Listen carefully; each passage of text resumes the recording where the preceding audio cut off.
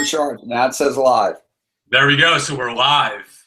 I want to thank everyone who came in to view this self-made podcast. It's my first episode.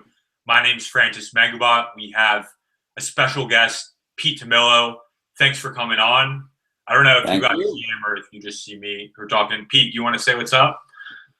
It's a pleasure to be here, Francis. I'm honored that you even thought of me. Thank you very much. I mean, I'm definitely going to think of you, especially with all the amazing financial advice you have given me.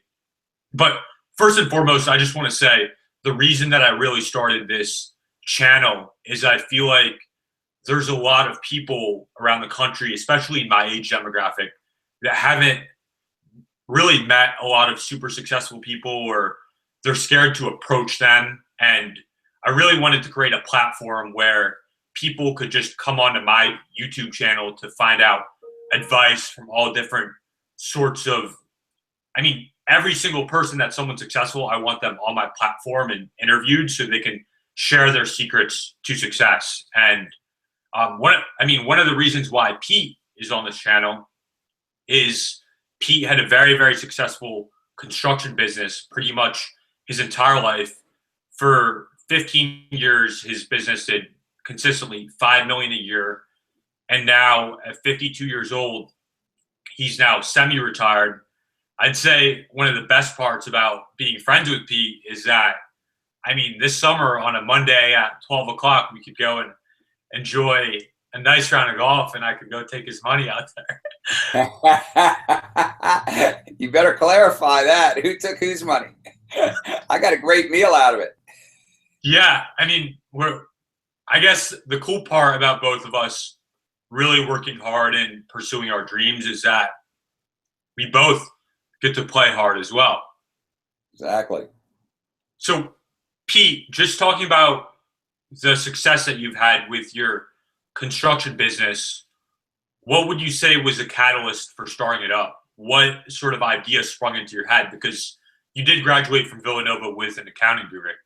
Yes.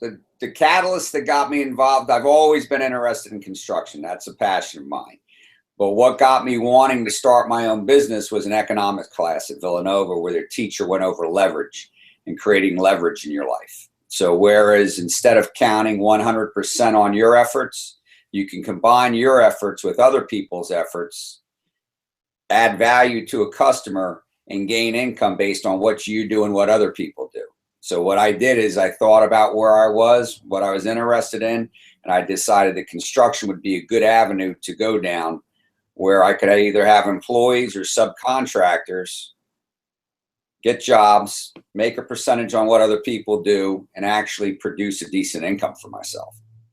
Got it. And I feel like I can totally relate to that just because growing up from about 16 to 18, I worked the minimum wage jobs, and I always thought that there had to be a better way. And I mean, even growing up and coming from, I mean, a family when we first moved to America, I mean, my family was living off food stamps, and I always looked at successful people and I always thought that if they could do it, that I could go out and do it myself. And I feel like that's the goal that I have long term. Or you can achieve whatever you believe. That's the bottom line. If you believe you can do it, you can do it. If you don't believe, then you've got troubles.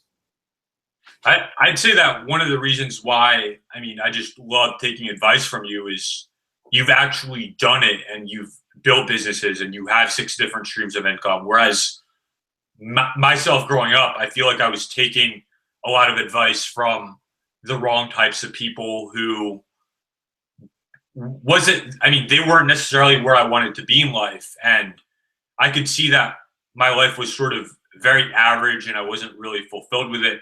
Could you elaborate on a couple mentors that you've had that have helped you launch your businesses and how you've gotten in contact with them, how you've approached them?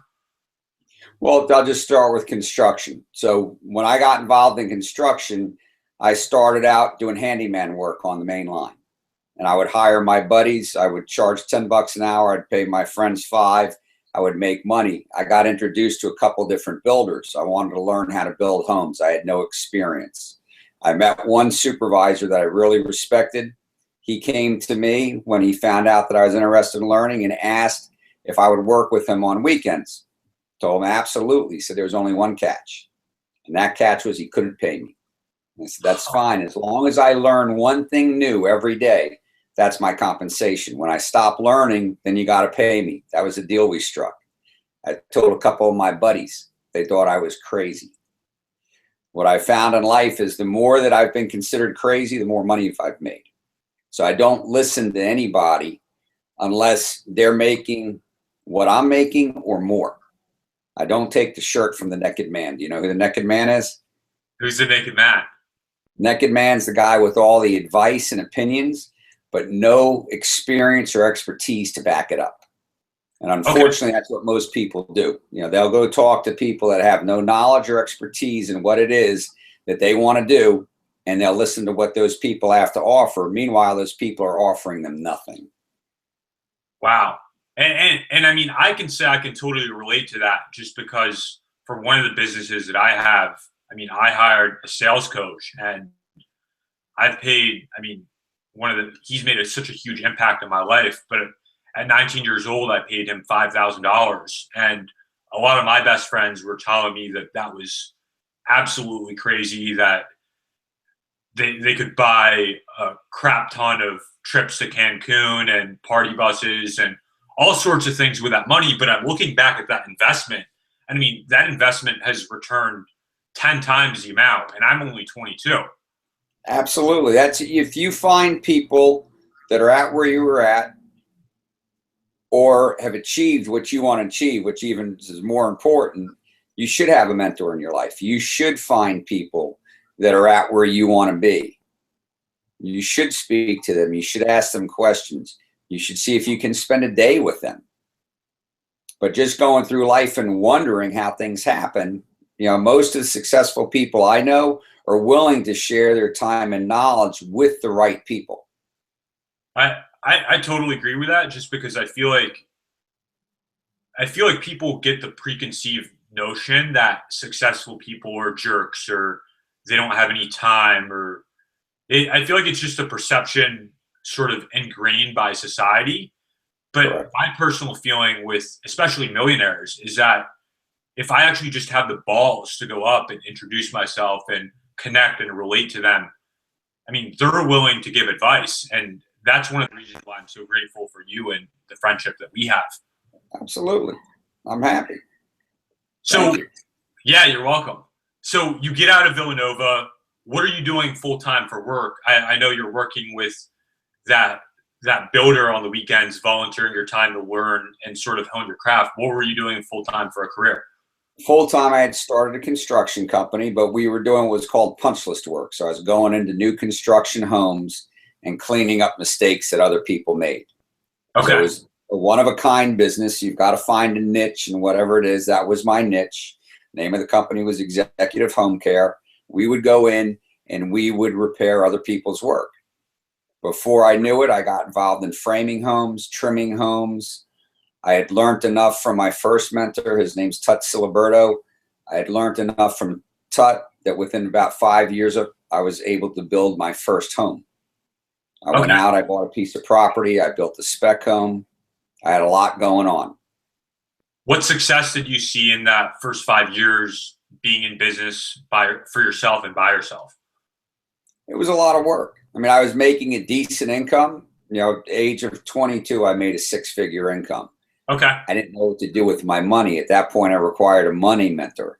So by the time I built my first home, the market had changed. I'd gone into about $250,000 worth of debt. At that point, I'd got involved in a second business. And in that second business, I was able to meet some people that had very good money skills. And I approached them, let them know very clearly where I was at, what I required, and whether or not they could offer me assistance, and they did.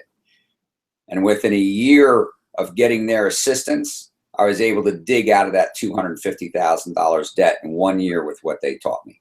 Wow. And I mean, what would you say was the biggest part of the information that they did teach you, the people who were good financially? To learn, to continue to grow, to read good books, to listen to what they had to offer. What I realized is my income was only going to grow as much as I grew myself. So the more I grew, I was able to apply that to my business, and my business grew. So I took my business at that point from about 500,000 a year to 2 years later, 2.5 million. And after that year to 5 million. And I ran at 5 million for about 15 years until 2008. It's a huge jump, man.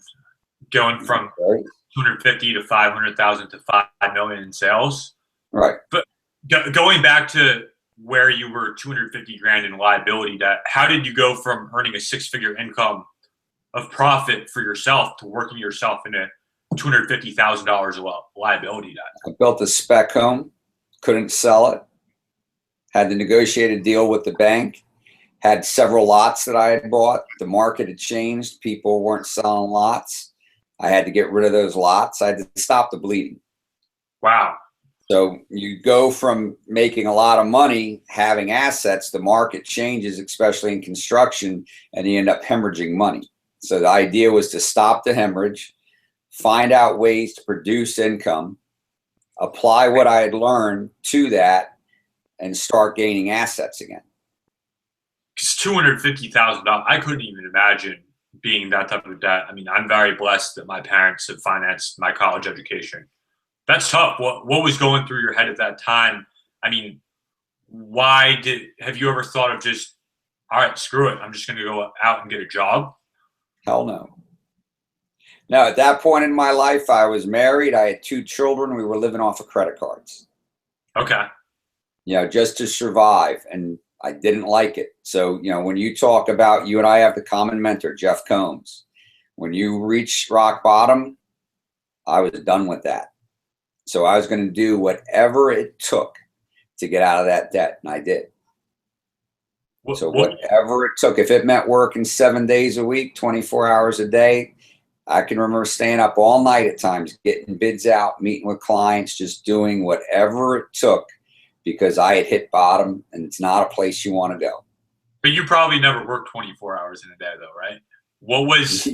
Could you take me through like the little disciplines that formed that habit? And I feel like that's what really led to the exponential effect from you going from 500,000 in sales to 2.5 million to essentially consistently hitting 5 million.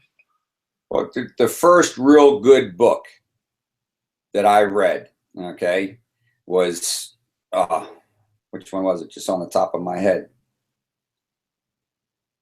It'll come to me. It doesn't make a difference right now. But anyway, I had read a couple different books. A lot of the books hit home with me. Okay, How to Win Friends and Influence People. That was the first good book I read. So what ends up happening, I started applying what I learned. Okay, and I was able to relate to people better going into estimates. I was able to explain to the people the value that I was offering them in terms of building their home. I've always worked on an open door policy where everything's transparent. Most of my competition does not.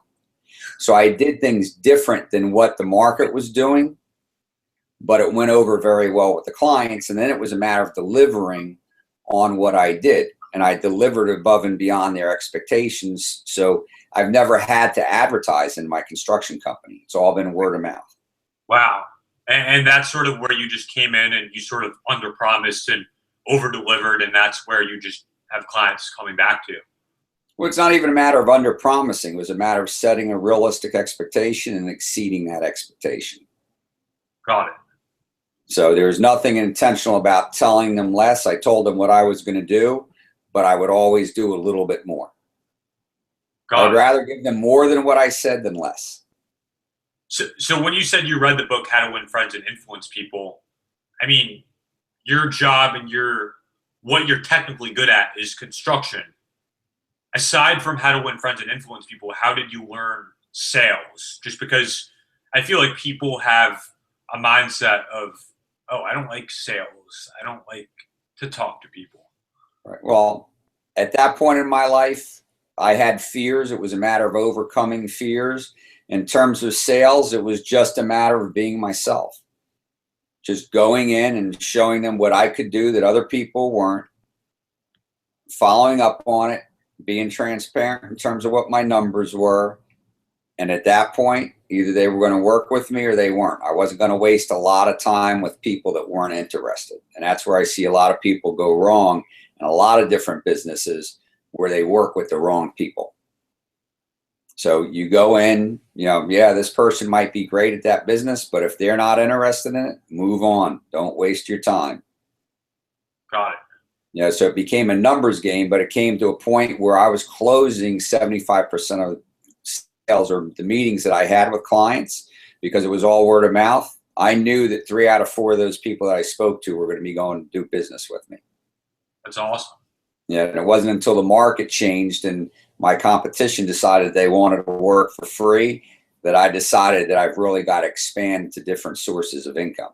So could you talk about the way that when the market shifted? I mean, you've seen a lot of success with construction, but what happened to the industry, to your business, to the competition when the market shifted? And when was that? Yeah, 2007, the market started to change. It didn't catch up to me and my business till 2009. I had already got involved in a couple other businesses along the way, one through a land sale. I was able to get involved with a windmill company, so I have a partnership in a windmill farm. I had that going on. I was making some additional extra income. But when the market shifted and people started tightening up money, banks started defaulting, they weren't giving loans, people started holding tight onto their money. What my competition did is they started going in and working at zero profit. So they were going in to keep themselves busy, not to make money. If I'm going to be in business, I want to thrive. It's not about survival. And these guys were in survival mode, and that's where most of them still are. They're doing business, but they're just surviving. They're not even putting money in the bank. That's not what it's about. So could you talk about some of the clients that you dealt with? I mean, what ultimately led to the success of your construction company post-recession? Post-recession? Yeah. I don't even concentrate on my construction company anymore. Okay. So there's not, the people that come to me now typically are past clients or referrals from past clients. And my main conversation with them is if they are looking to get the cheapest price, I am the wrong guy. And I'm very clear with them. So you tell them that straight up. Straight up. Otherwise, you waste your time. So and I don't do it in a rude way, but I let them know that I get compensated for my time. If I'm adding value to their day, then they should be compensating me for that value. I'll give them an hour of my time for free. Anything after that, I get compensated for. So basically, I become a consultant. And if they don't like my program, then they can go speak to other guys that want to give their time away. Now, I've got other businesses where I can spend time more productively, and they're based on residual income. So with construction, I've got to go out, I've got to sell a job, I've got to build that job and look for another job. It's not where I want to be. The real money, people that are making real money, have found different sources of residual income. So, anytime I look out my window and the wind's blowing, I'm happy because I'm thinking about the windmills just turning. Yeah, that's awesome. So, right. What advice would you give to people who are looking to go out and start their own construction business or even their own business in general from the experience that you've had? Well, first, you've got to understand what a business is. Okay, so one of the good books I read was Rich Dad, Poor Dad, Robert Kiyosaki. He's got what's called the cash flow quadrant. So on the left side of the quadrant is employees and self-employed. On the right side is business owners and investors. So as an employee, you're going to be making somebody else money. You might have a job. Some employees do well, but you're not in control of your future. As self-employed, you own a business, but you've got to be working that business for income to be coming in. As a business owner, you own that business, but whether or not you decide to wake up and roll over or roll out, your business is going to produce an income with or without you. Okay, and as an investor, you're able to take income from your business, invest it in other businesses, not be directly involved, and still make an income. So typically what you want to do is you want to work yourself to the right-hand side of that quadrant. You want to be a business owner where you've got leverage in your life, or you want to be an investor where through the money you've made in the past, you're able to invest and create more leverage. So really what it comes down to is what I learned in that economic class. Leverage, where you're going to make true income. And the best way to do that is residually. I was going to say, reading that book by Kiyosaki, Rich Dad Poor Dad, I read it the summer after my freshman year. I was 19 years old, and that completely changed my financial perspective, just because my parents have told me that you want to do as well at school as possible so you can go out and get that really, really secure job. My dad originally pushed for Is there such a thing anymore, Francis? You just graduated. Is there a secure job out there? I don't think so. And a quote that really sticks by me is that Mark Zuckerberg, he says the biggest risk is taking no risk. And exactly.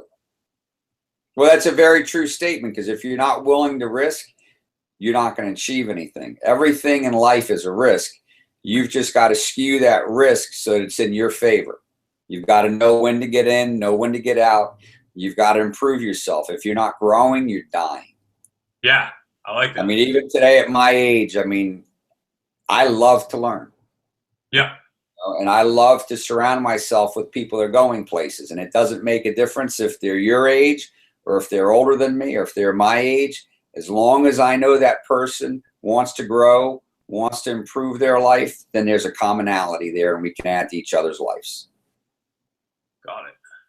So I feel like if I've never met you before, I would have a perception that you came from a very wealthy family, or that your dad probably gave you millions of dollars to go and start your construction business. Would that be right? Is that correct? Absolutely not. My father, I love my dad. I mean, he's got faults, but he's the naked man. He's the one that was giving advice and opinions on things he knew nothing about. And unfortunately, there's several times that I listened to him. When I started my construction company, I started with a little piece of plastic about this big with a credit card. I had no money. So everything I've done on my own. Nobody's giving me anything. That's awesome. And yeah. I feel the same way. And I feel like that's why I always look out to you for advice. So you built this successful business. You created tons of profits for yourself. Could you take me through the mindset that you had of diversifying your portfolio and generating streams of passive income? Sure. So what ends up happening, going through the whole process, I bought a piece of ground, and I bought the piece of ground to hunt on. And I struck a very good deal on it. There's timber on the property, good hunting ground. I buy the property, I have it paid off in 2 years, and I get approached by BP Wind Energy that they're thinking about putting windmills in there. And would I be interested? Of course, I'm interested. So we go through the process, we negotiate a deal. I become a partner in the windmill farm. After that, I got approached by a gas company. Turns out that there's gas underneath the property, Marcellus Shale. So I negotiated a deal to put a gas line through my property. So I started making income in other ways than my construction company. When the construction market was slow, I bought and sold furniture. So that's a passion of mine. I like to do that. I like good quality furniture. I know what it's worth. I know what I can buy it for. I can flip it, Craigslist, eBay, go to different dealers I know. So there's lots of different ways to produce income. But when the market changed, I realized that counting on one major source of income didn't serve my best interest, especially since it was not a residual income. Okay, unless somebody was going out and selling these jobs, there was no income coming in. So I got involved in an energy company. I did very well with that. I worked that business for about 1.5 years. I still have a nice chunk of change coming in monthly from that. I got involved in a health and wellness company. I'm developing a business in that. I've invested in a medical implements company that has huge potential. So when that company actually starts selling product and eventually goes public, that's a big chunk of change. So it's just a matter of getting involved in different businesses, taking risk, being willing to fail, learn from those failures, and move. Accepting yourself for who you are, understanding what your weaknesses are, finding people that are strong where you're weak, connecting with them, having mentors in your life. I mean, it's continual growth. I completely understand that I am limited by who I am, and unless I grow, nothing else grows. All right. So we have 5 minutes left on the call. Yes. Out of all the hard work that you've done, what would you say? What's your lifestyle like? What do you do on a day-to-day basis now that you put in the time and effort to see the benefits? Well, I wake up, I work out, I do about 4 hours of construction a day, if I have that much. I come back, and I do that outside my home, and then I come home to my home office, and I work in my home office on my other businesses. So depending upon where the most income potential is that day, that's what I'm concentrating on. So if there's something that's going on with the windmill farm, I've got to address that. If there's something going on with an energy company, I've got to deal with that. If there's something going on with Avumed, the medical implements company, I've got to deal with that. My health and wellness company, I give a couple hours every day. So the reality of it is all those businesses operate without me, but if I can spend time in them and increase those businesses and increase my income, that's where true wealth comes from. Got it. And for fun, I mean, you do have a property down in, where is it? In Maryland, right? Yes, sir. And you do like to play some golf and get your butt kicked too, right? Yeah, just a little bit. All depends who I'm playing. Yeah. I mean, we definitely have a good time out on the course. We absolutely do. I enjoy spending time with you. What advice would you give, just as a last piece of advice, to everyone who's looking out to go achieve their goal or to go fulfill their dream? And I mean, like your friends who laughed at you when you said you were going to work for free for a builder on the weekends, what piece of advice would you give to them? Don't listen to other people. Do what's in your gut. Do what you feel is in your best interest. Don't take advice from the naked man. Stretch yourself. If you're not stretching yourself, you're not growing. If you're not growing, you're not going to improve where you're at. Be willing to accept yourself for who you are. Take a good, strong look at who you are. Acknowledge what your weaknesses are. Know what your strengths are. Capitalize on your strengths. Work to improve your weaknesses, but spend more time on your strengths. Surround yourself with good people. Typically, you can look at a person's 5 closest friends, and that's who they are, who they're going to be. And if the picture right now is not pretty, you can change that picture. Your destiny is up to you. When you've made mistakes, acknowledge the mistakes that you've made. Make them right. You can't change the past. You can make things good today. You can, by doing that, you improve where you're going in your future. You know, don't be afraid to fail, because failure is not failure, it's learning. If you make a mistake, you learn from it, you move on, just don't duplicate that mistake. Never make the same mistake twice. Excuse me? Never make the same mistake twice. Do your best not to. Some people do, but if that's what it takes, that's what it takes. I mean, I've made the same mistake twice, but I don't like to. But the most important thing is learn from those mistakes. Absolutely. You know? Yeah, well, Pete, I just want to thank you so much for your time. I mean, it's so gracious of you to give back to everyone who's going to be watching this episode on YouTube. And I mean, my piece of advice would be is if you see someone who's successful, like reach out to them, go say what's up, go ask them if they want to go play a round of golf, because through me and you playing one round of golf, I mean, I've had questions about, should I go lease or finance this car? What should I do with a lump sum of money in the bank? Where should I invest it? And just having someone who's successful and who has done it themselves, I'd say it's so crucial for your life to go and make these big time decisions the correct way. So, right. So thankful, Pete. Thank you for your time. Thank you, Francis. I appreciate the opportunity. Episode 1 of the Self-Made channel, and we're going to kick this thing off the ground and get it launched. Thanks, Beautiful. Pete. Thank you. Have a great weekend. I'll catch you later. We'll be in touch. Yep.